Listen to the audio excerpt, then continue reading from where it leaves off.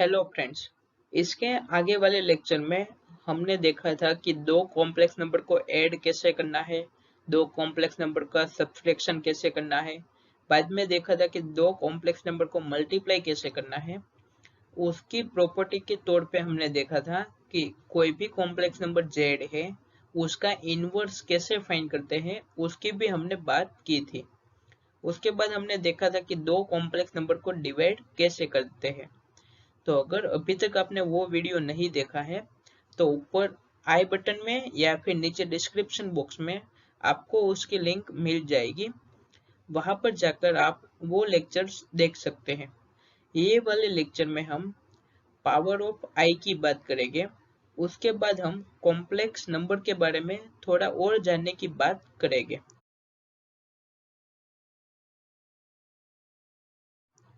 तो सबसे पहले हम देखते हैं पावर ऑफ आई। तो हमें पता है कि i इज इक्वल टू क्या होता है, स्क्वायर रूट ऑफ -1। तो दोनों साइड स्क्वायर कर दो तो आपको मिलेगा आई स्क्वायर इज इक्वल टू -1। अब आई क्यूब हमें चाहिए तो क्या करना पड़ेगा, आई स्क्वायर इंटू आई। तो आई स्क्वायर की वैल्यू कितनी है, -1, और आई हमारा एज इट इज यहाँ पर आएगा। तो -1 इंटू आई क्या होगा, -i। अब हम देखते हैं कि i की 4 पावर।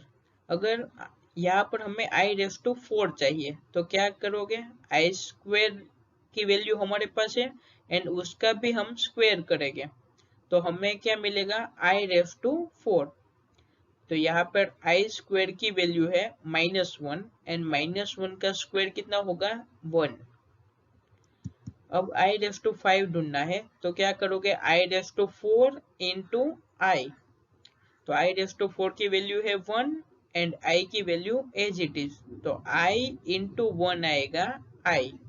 वैसे ही आप i रेस टू 6, 7 वो सभी की वैल्यू भी ढूंढ सकते हो।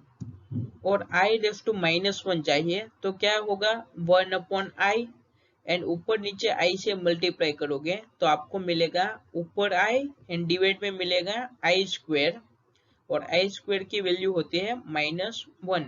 तो हमें आई इनवर्स यानी आई रेस टू -1 की वैल्यू मिली -i। वैसे ही आई स्क्वायर की वैल्यू आपको मिलेगी -1, आई रेस टू -3 की वैल्यू मिलेगी i and I raise to -4 की वैल्यू भी आपको 1 मिलेगी। यहाँ पर मैंने इसका सॉल्यूशन भी बताया है तो आप पहले खुद से सोल्व करने की ट्राई करो कि आई रेस टू -3 की वैल्यू क्या आ रही है। अगर आई रेस टू -3 की वैल्यू आई आ रही है तो आपका आंसर सही है, एंड अगर नहीं आ रहा है तो आप यहाँ पर सॉल्यूशन भी देख सकते हो। तो इन जनरल हमने देखा कि यहाँ पे अगर आई रेस टू 4 है, यहाँ पर देखो तो आई रेस टू 4 है, उसकी वैल्यू आ रही थी 1। वैसे ही आई रेस टू -4 आपने किया तो उसकी वैल्यू क्या आई, 1।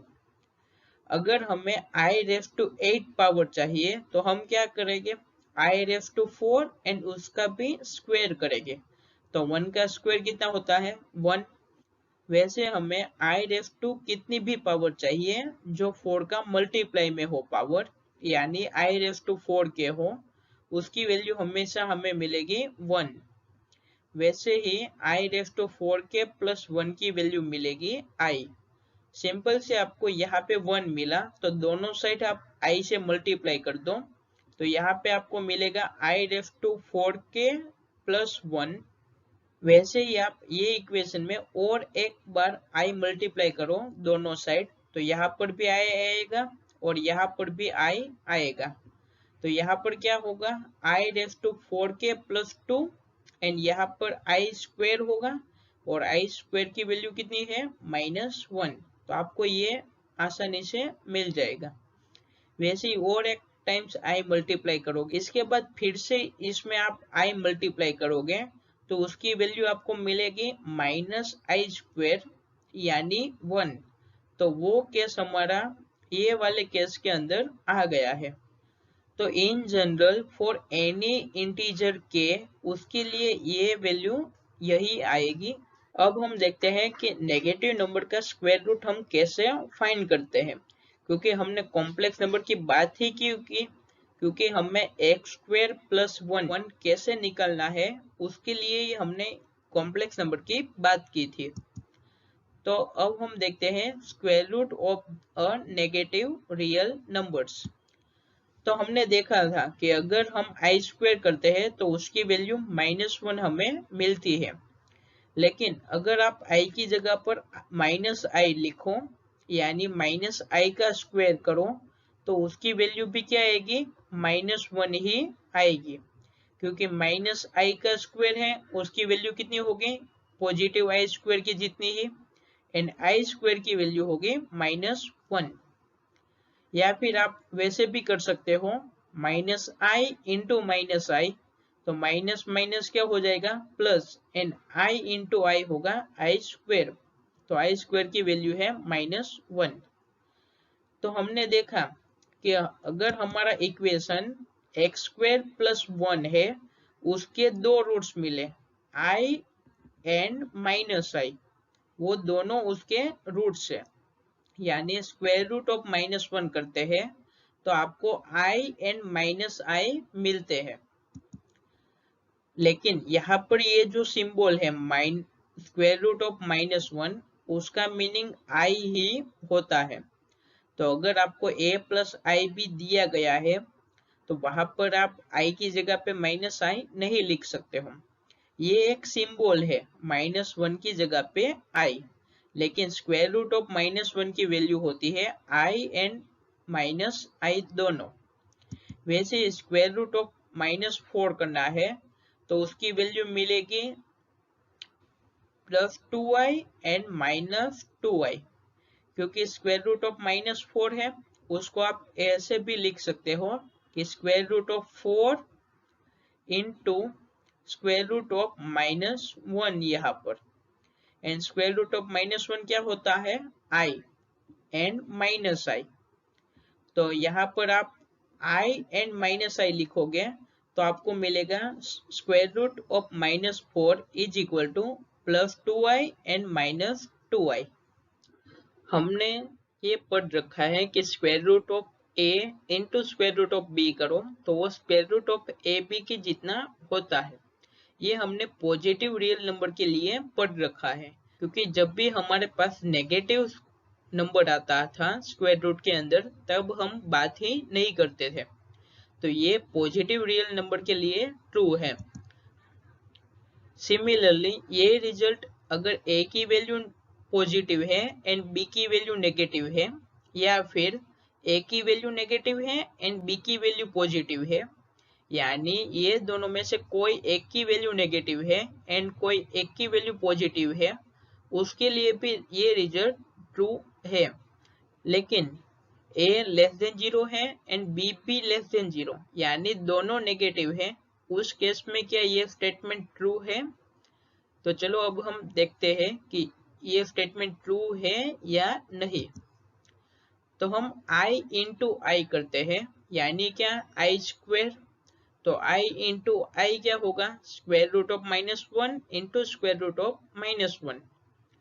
तो ये केस की तरह हम लिखें कि square root of -1 into square root of -1 है, उसको हम स्क्वायर रूट ऑफ दोनों के मल्टीप्लीकेशन के फॉर्म में लिखें तो हमें मिलेगा square root of -1 into -1, and यहाँ पे स्क्वायर रूट के अंदर वैल्यू होगी 1, तो स्क्वायर रूट ऑफ 1 होगा 1, तो आई स्क्वायर की वैल्यू हमें मिली 1, लेकिन हमें तो पता है कि आई स्क्वायर की वैल्यू -1 है, तो इसके ऊपर से हम कह सकते हैं कि अगर a लेस देन 0 है एंड b लेस देन 0 है, यानी दोनों नेगेटिव नंबर है, उसके लिए ये स्टेटमेंट ट्रू नहीं है। अब हम कुछ आइडेंटिटीज देखते हैं। यहाँ पर जितनी भी आइडेंटिटी है वो सारी आइडेंटिटी आपने लोअर स्टैंडर्ड में रियल नंबर के लिए पढ़ रखी है। तो सबसे पहले है z1 प्लस z2 का square is equal to z1 square plus z2 square plus 2z1 into z2। वैसे ही z1 माइनस z2 का स्क्वायर करोगे तो ये आइडेंटिटी भी आपने पढ़ रखी है। उसके बाद Z1 प्लस Z2 का क्यूब करोगे तो उसकी वैल्यू आएगी Z1 cube plus 3Z1 square into Z1 plus 2Z1 into Z2 square plus Z2 का क्यूब। वैसे ही Z1 माइनस Z2 की 3 पावर करनी है तो उसके लिए भी आइडेंटिटी आपने पढ़ रखी है। यहाँ पर सिर्फ 2 पावर एंड 3 पावर के लिए ही आइडेंटिटी लिखी है, लेकिन बाइनोमियल थ्योरम की मदद से हम उसके n पावर यानी a एंड b दोनों रियल नंबर है, तो a प्लस b की n पावर के लिए भी हमारे पास फॉर्मूला है।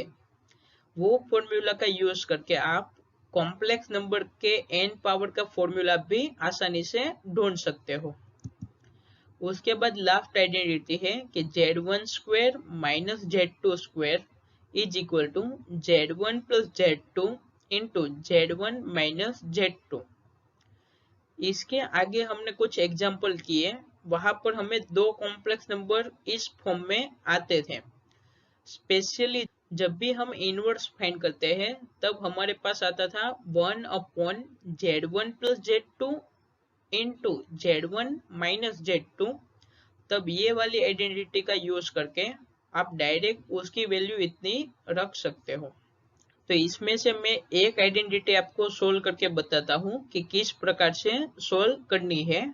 सिमिलरली वही प्रकार से आप सारी आइडेंटिटी को भी वेरीफाई कर सकते हो। तो Z1 प्लस Z2 का square is equal to Z1 square plus Z2 square plus 2Z1 into Z2 आपको प्रूव करना है। तो सबसे पहले Z1 प्लस Z2 के स्क्वायर को आप किस प्रकार से लिख सकते हो, Z1 plus Z2 into Z1 plus Z2। अब ये ब्रैकेट को ब्रेक करो तो आपको मिलेगा Z1 इंटू ये पूरा ब्रैकेट प्लस Z2 इंटू ये पूरा ब्रैकेट एज इट इज। तो यहाँ पर आप डिस्ट्रीब्यूटिव लॉ का यूज करो तो इसने की वैल्यू आपको मिलेगी Z1 square plus Z1 into Z2। Similarly ये जो दूसरा ब्रैकेट है उसके लिए भी आप डिस्ट्रीब्यूटिव लॉ का यूज करो। अब यहाँ पर Z1 इंटू Z2 है एंड यहाँ पर Z2 इंटू Z1 है। तो हमने देखा था कि कॉम्प्लेक्स नंबर में जो प्रोडक्ट करते हैं वो कम्यूटेटिव होता है।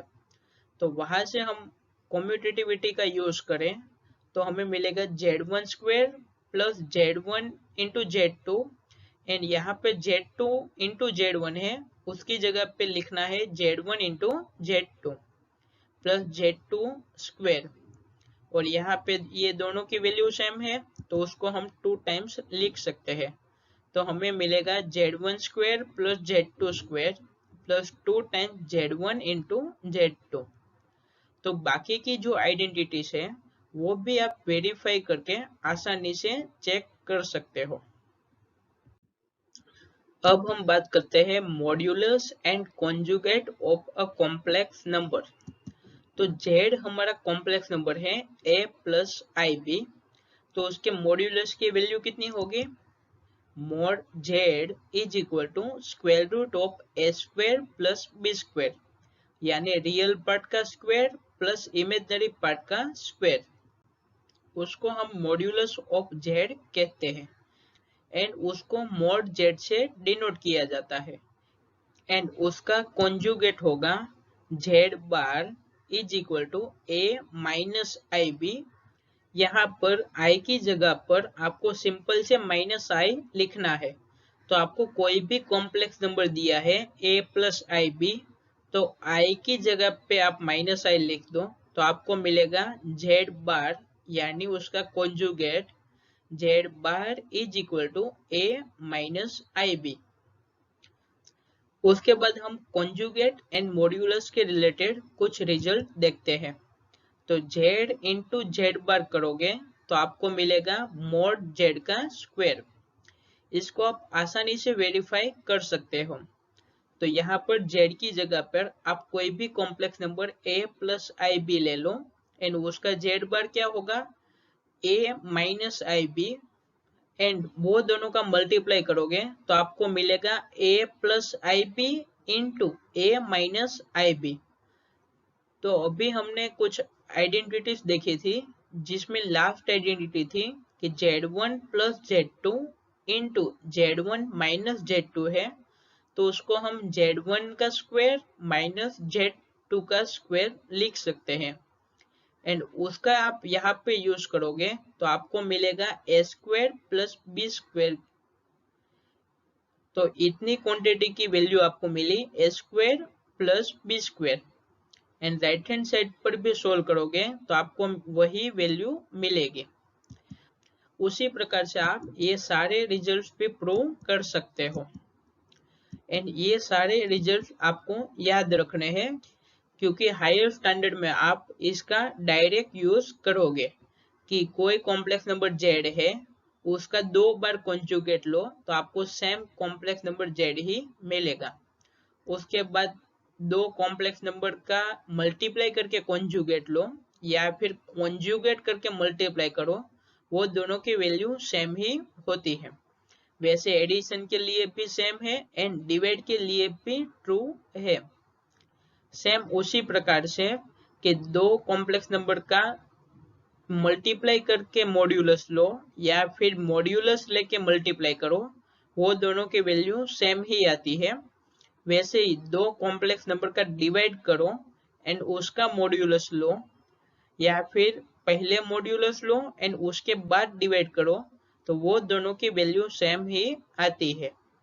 यहाँ पे ध्यान रखना है कि ये मॉड्यूलस की प्रॉपर्टी एडिशन एंड सब्सट्रैक्शन के लिए ट्रू नहीं है, उसमें इनइक्वालिटी आएगी जो आप हायर स्टैंडर्ड में स्टडी करोगे। तो अब हम नेक्स्ट लेक्चर में जितना भी अभी तक पढ़ा, यानी 2 कॉम्प्लेक्स नंबर का मल्टीप्लाई कैसे करना है, एडिशन कैसे करना है या फिर उसका इनवर्स कैसे ढूंढना है, मॉड्यूलस कैसे ढूंढना है, उसके रिलेटेड क्वेश्चंस की बात करेंगे। Thanks for watching. अगर मेरी तरह मेरे साथ मैथ्स पढ़ना चाहते हो तो please like share and subscribe करें ताकि अपने दोस्तों भी हमारी तरह मैथ्स पढ़ सके, इन मैथ्स को एंजॉय करते करते।